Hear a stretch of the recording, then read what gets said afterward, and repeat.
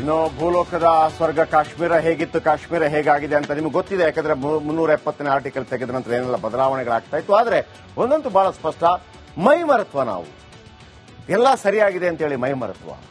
ಯಾಕಂದ್ರೆ ಪ್ರತಿಯೊಬ್ಬರು ಕೂಡ ಕಾಶ್ಮೀರಕ್ಕೆ ಹೋದವರು ಹೇಳೋದು ಎಂಥ ಸಂದರ್ಭಗಳಲ್ಲೂ ಕೂಡ ಅಲ್ಲಿ ಸೈನ್ಯ ಇದ್ದೇ ಇರ್ತಿತ್ತು ಅಂತ ಹೇಳಿ. ಪಹಲ್ಗಾಮ್ನಲ್ಲಿ ಅಲ್ಲಿ 6-7 ಕಿಲೋಮೀಟರ್ ನಡ್ಕೊಂಡು ಹೋಗಬೇಕು, ವಾಹನಗಳು ಹೋಗೋದಿಲ್ಲ, 500-600 ಜನ ಸೇರಿರ್ತಾರೆ. ಅಲ್ಲಿ ಯಾವುದೇ ಒಂದು ಸೆಕ್ಯೂರಿಟಿ ಇರಲಿಲ್ಲ ಅಂತಂದ್ರೆ ಏನರ್ಥ? ಖಂಡಿತವಾಗ್ಲೂ ಪ್ರಶ್ನೆ ಉದ್ಭವ ಆಗೇ ಆಗತ್ತೆ. ಆದರೆ ಅದನ್ನು ದೊಡ್ಡದು ಮಾಡೋಕ್ಕಿಂತ ಹೆಚ್ಚಾಗಿ ಪ್ರಮುಖವಾಗಿ, ಯಾಕಂದ್ರೆ ಪ್ರತಿ ಸಲ ಕೂಡ ಇಂಟೆಲಿಜೆನ್ಸಿ ಫೇಲ್ಯೂರೇ. ಮೊನ್ನೆ ಕೂಡ ನಾನು ಹೇಳಿದ್ದೆ, ಇಂದಿರಾ ಗಾಂಧಿ ಹತ್ಯೆ ಆದಾಗ, ರಾಜೀವ್ ಗಾಂಧಿ ಹತ್ಯೆ ಆದಾಗ, ಅನೇಕ ಘಟನಾವಳಿಗಳು ಬೇರೆ ಬೇರೆ ಆದಾಗ ಆಗಿರುವಂಥದ್ದೇ. ಅದನ್ನು ಪ್ರಶ್ನೆ ಬಿಡುವಾಗಿಲ್ಲ. ಆದರೆ ಅದಕ್ಕೊಂದು ಪ್ರತೀಕಾರ ತೀರಿಸಿದ ನಂತರವಾದರೂ ಮಾತಾಡಲೇಬೇಕಲ್ಲ. ಬಟ್ ಏನು ಬದಲಾವಣೆಗಳಾಗಿತ್ತು 370 ತೆಗೆದ ನಂತರ ಅನ್ನೋದನ್ನ ಹೇಳ್ತಾ ಹೋಗ್ತೀನಿ. ನಿತ್ಯ ಕಲ್ಲೆಸೆಯೋದು, ಸೈನಿಕರಿಗೆ ಕಲ್ಲೆಸೆಯೋದು, ಸೈನಿಕರಿಗೆ ಒಂದು ಮಾನ ಮರ್ಯಾದೆ ನಿಂತಿರಲಿಲ್ಲ ಪಾಪ. ಕಲ್ಲೆಸಿದ್ರೆ ಸುಮ್ಮನೆ ಇರಬೇಕು, ಅವರು ಸ್ವಾತಂತ್ರ್ಯ ವೀರರು ಅಂತ ಮತ್ತೊಂದು ಅಂತೇಳಿ ಎಲ್ಲವನ್ನೂ ನಿಲ್ಲಿಸಲಾಯಿತು. ಹೇಗೆ ಅಂತಂದ್ರೆ ಕಟ್ಟಿಬಿಟ್ಟು ಜೀಪಿಗೆ ಕಟ್ಟಲಾಯಿತು. ನಿತ್ಯ ಕಲ್ಲೆಸೆಯ್ತಾ ಇದ್ರು, ಕಲ್ಲೆಸೆಯ ಕೈಗೆ ಕೆಲಸ ಸಿಕ್ಕಿತ್ತು. ಯಾಕೆಂತಂದ್ರೆ ಅಲ್ಲಿ ಕೆಲಸ ಅಂದ್ರೆ ಬೇರೆ ಏನಿಲ್ಲ, ಆ ಸರೋವರದಲ್ಲಿ ದೋಣಿಯಲ್ಲಿ ಜನರನ್ನ ಅಲ್ಲಿಂದ ಇಲ್ಲಿ ಕರ್ಕೊಂಡು ಹೋಗೋದು, ಆಮೇಲೆ ಅವರಿಗೆ ಊಟೋಪಚಾರಗಳನ್ನು ನೀಡೋದು.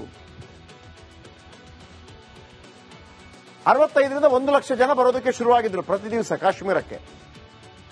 ಅಲ್ಲಿ ಒಬ್ರು ಹೇಳೋ ಪ್ರಕಾರ ಇದೇ ತರ ಮುಂದುವರೆದ್ರೆ ಸರ್, ಇನ್ನು ಕೆಲವೇ ವರ್ಷಗಳಲ್ಲಿ ನಾವು ದುಬೈಯನ್ನು ಮೀರಿಸ್ತೀವಿ ಅಂತ.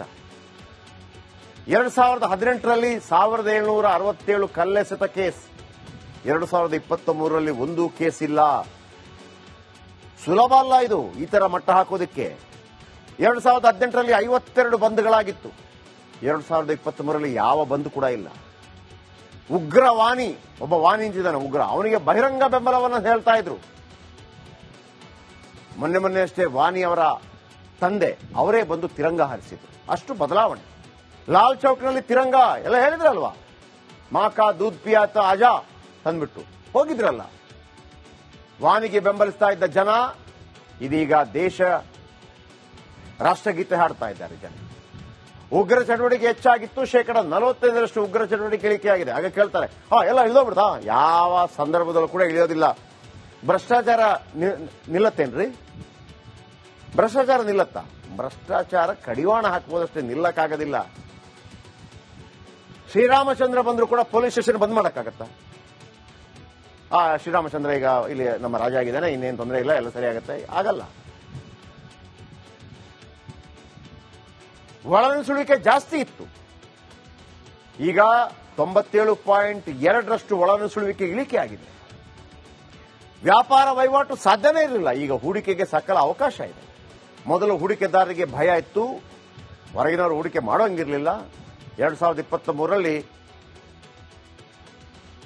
22,500 ಕೋಟಿ ರೂಪಾಯಿಗಿಂತಲೂ ಜಾಸ್ತಿ ಹೂಡಿಕೆ. ವಿದೇಶಗಳಿಂದ ಉಗ್ರರಿಗೆ ಬೆಂಬಲ ಇತ್ತು. ಇದೀಗ ಸೌದಿ ಮತ್ತು UAE ಅಂತ ಮುಸ್ಲಿಂ ರಾಷ್ಟ್ರಗಳು ಕೂಡ ಅಲ್ಲಿ ಹೂಡಿಕೆಯನ್ನು ಮಾಡ್ತಾ ಇದೆ. ಕಾಶ್ಮೀರಕ್ಕೆ ಪ್ರವಾಸಿಗರು ಗಗನ ಕುಸುಮ. 2024ರಲ್ಲಿ 2.36 ಕೋಟಿ ಪ್ರವಾಸಿಗರು ಅಲ್ಲಿಗೆ ಬಂದಿದ್ದಾರೆ. 2014ರವರೆಗೆ 7 ನ್ಯಾಷನಲ್ ಹೈವೇ ಇತ್ತು, 2025ರಲ್ಲಿ 14 ನ್ಯಾಷನಲ್ ಹೈವೇಗಳಾಗಿದೆ. ಶಿಕ್ಷಣಕ್ಕೆ ಹೆಚ್ಚು ಆದ್ಯತೆ ಇರಲಿಲ್ಲ, ಎಲ್ಲ ಈ ತರ ಗನ್ ಹಿಡ್ಕೊಂಡು ಆಟ ಆಡೋದೆ. ಏಮ್ಸ್, IIT 7 ಮೆಡಿಕಲ್ ಕಾಲೇಜು ಶುರುವಾಗಿದೆ. ಮೊದಲು ದೇಗುಲಗಳನ್ನು ಕೆಡವುತ್ತಾ ಇದ್ರು, 15 ದೇಗುಲಗಳ ಮರು ನಿರ್ಮಾಣವಾಗಿದೆ ಕಾಶ್ಮೀರದಲ್ಲಿ. ಜಮ್ಮು ಕಾಶ್ಮೀರದಲ್ಲಿ ಹಿಂದೂಗಳ ಹತ್ಯೆ ಆಗ್ತಾ ಇತ್ತು, ಇದೀಗ ಅದ್ದೂರಿ ಶೋಭಾಯಾತ್ರೆ ಕೂಡ ನಡೀತಾ ಇದೆ. ಮೊದಲು ಸಿನಿಮಾ ನೋಡೋದು ಹರಾಮಿ ಆಗಿತ್ತು, ಸಿನಿಮಾ ನೋಡೋಂಗಿಲ್ಲ. ಇಲ್ಲಿ ವಿಚಿತ್ರ ನೋಡಿ, ನನಗೆ ಇದೊಂದು ಅರ್ಥನೇ ಆಗ್ತಾ ಇಲ್ಲ. ಪಾಕಿಸ್ತಾನದಲ್ಲಿ ಎಲ್ಲ ಹಿಂದಿ ಸಿನಿಮಾಗಳು, ಅಲ್ಲಿಯ ಮದುವೆ ಡ್ಯಾನ್ಸ್ ಎಲ್ಲ ಕೂಡ ಹಿಂದಿ ಸಿನಿಮಾದ ಹಾಡುಗಳೇ. ಬಟ್ ಇಲ್ಲಿ ಮಾತ್ರ ಅಲ್ಲ, ಅದು ಹರಾಮ್ ಆಗಿಬಿಡುತ್ತದೆ. ಈಗ ಸಿನಿಮಾ ರಿಲೀಸ್ ಆಗ್ತಾ ಇದೆ. ನೆಕ್ಸ್ಟ್, ಇನ್ನು ಭೂಲೋಕದ ಸ್ವರ್ಗ ಕಾಶ್ಮೀರ ಹೇಗಿತ್ತು, ಕಾಶ್ಮೀರ ಹೇಗಾಗಿದೆ ಅಂತ ನಿಮ್ಗೆ ಗೊತ್ತಿದೆ. ಯಾಕಂದ್ರೆ 370ನೇ ಆರ್ಟಿಕಲ್ ತೆಗೆದ ನಂತರ ಏನೆಲ್ಲ ಬದಲಾವಣೆಗಳಾಗ್ತಾ ಇತ್ತು. ಆದ್ರೆ ಒಂದಂತೂ ಬಹಳ ಸ್ಪಷ್ಟ, ಮೈ ಮರೆತ್ವ ನಾವು ಎಲ್ಲ ಸರಿಯಾಗಿದೆ ಅಂತೇಳಿ ಮೈ ಮರೆತ್ವ. ಯಾಕಂದ್ರೆ ಪ್ರತಿಯೊಬ್ಬರು ಕೂಡ ಕಾಶ್ಮೀರಕ್ಕೆ ಹೋದವರು ಹೇಳೋದು ಎಂಥ ಸಂದರ್ಭಗಳಲ್ಲೂ ಕೂಡ ಅಲ್ಲಿ ಸೈನ್ಯ ಇದ್ದೇ ಇರ್ತಿತ್ತು ಅಂತ ಹೇಳಿ. ಪಹಲ್ಗಾಮ್ನಲ್ಲಿ ಅಲ್ಲಿ 6-7 ಕಿಲೋಮೀಟರ್ ನಡ್ಕೊಂಡು ಹೋಗಬೇಕು, ವಾಹನಗಳು ಹೋಗೋದಿಲ್ಲ, 500-600 ಜನ ಸೇರಿರ್ತಾರೆ, ಅಲ್ಲಿ ಯಾವುದೇ ಒಂದು ಸೆಕ್ಯೂರಿಟಿ ಇರಲಿಲ್ಲ ಅಂತಂದ್ರೆ ಏನರ್ಥ? ಖಂಡಿತವಾಗ್ಲೂ ಪ್ರಶ್ನೆ ಉದ್ಭವ ಆಗೇ ಆಗುತ್ತೆ. ಆದರೆ ಅದನ್ನು ದೊಡ್ಡದು ಮಾಡೋಕ್ಕಿಂತ ಹೆಚ್ಚಾಗಿ ಪ್ರಮುಖವಾಗಿ, ಯಾಕಂದ್ರೆ ಪ್ರತಿ ಸಲ ಕೂಡ ಇಂಟೆಲಿಜೆನ್ಸಿ ಫೇಲ್ಯೂರೇ.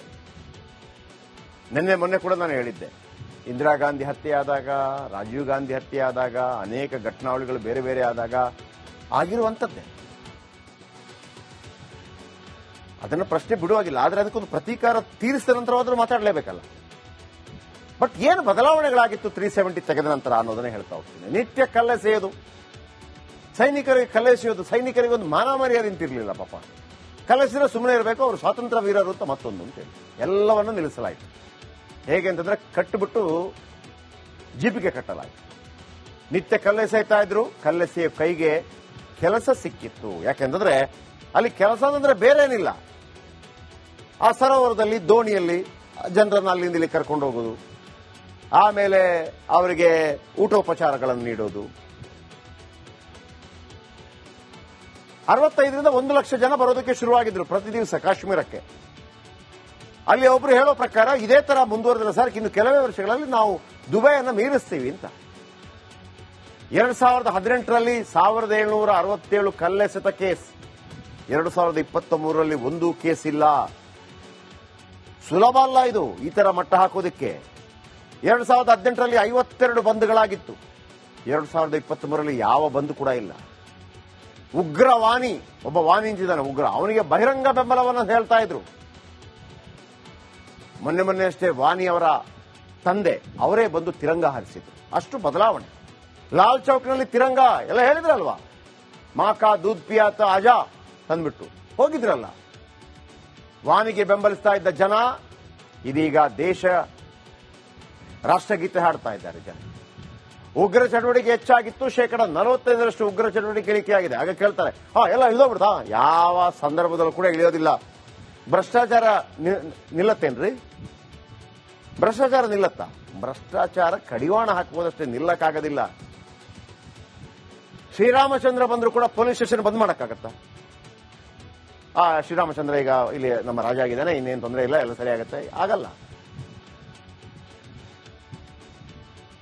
ಒಳನುಸುಳುವಿಕೆ ಜಾಸ್ತಿ ಇತ್ತು, ಈಗ 97.2% ಒಳನುಸುಳುವಿಕೆ ಇಳಿಕೆ ಆಗಿದೆ. ವ್ಯಾಪಾರ ವಹಿವಾಟು ಸಾಧ್ಯನೇ ಇರಲಿಲ್ಲ, ಈಗ ಹೂಡಿಕೆಗೆ ಸಕಲ ಅವಕಾಶ ಇದೆ. ಮೊದಲು ಹೂಡಿಕೆದಾರರಿಗೆ ಭಯ ಇತ್ತು, ಹೊರಗಿನವರು ಹೂಡಿಕೆ ಮಾಡೋಂಗಿರಲಿಲ್ಲ. 2023ರಲ್ಲಿ 22,500 ಕೋಟಿ ರೂಪಾಯಿಗಿಂತಲೂ ಜಾಸ್ತಿ ಹೂಡಿಕೆ. ವಿದೇಶಗಳಿಂದ ಉಗ್ರರಿಗೆ ಬೆಂಬಲ ಇತ್ತು. ಇದೀಗ ಸೌದಿ ಮತ್ತು UAE ಅಂತ ಮುಸ್ಲಿಂ ರಾಷ್ಟ್ರಗಳು ಕೂಡ ಅಲ್ಲಿ ಹೂಡಿಕೆಯನ್ನು ಮಾಡ್ತಾ ಇದೆ. ಕಾಶ್ಮೀರಕ್ಕೆ ಪ್ರವಾಸಿಗರು ಗಗನ ಕುಸುಮ. 2024ರಲ್ಲಿ 2.36 ಕೋಟಿ ಪ್ರವಾಸಿಗರು ಅಲ್ಲಿಗೆ ಬಂದಿದ್ದಾರೆ. 2014ರವರೆಗೆ 7 ನ್ಯಾಷನಲ್ ಹೈವೇ ಇತ್ತು, 2025ರಲ್ಲಿ 14 ನ್ಯಾಷನಲ್ ಹೈವೇಗಳಾಗಿದೆ.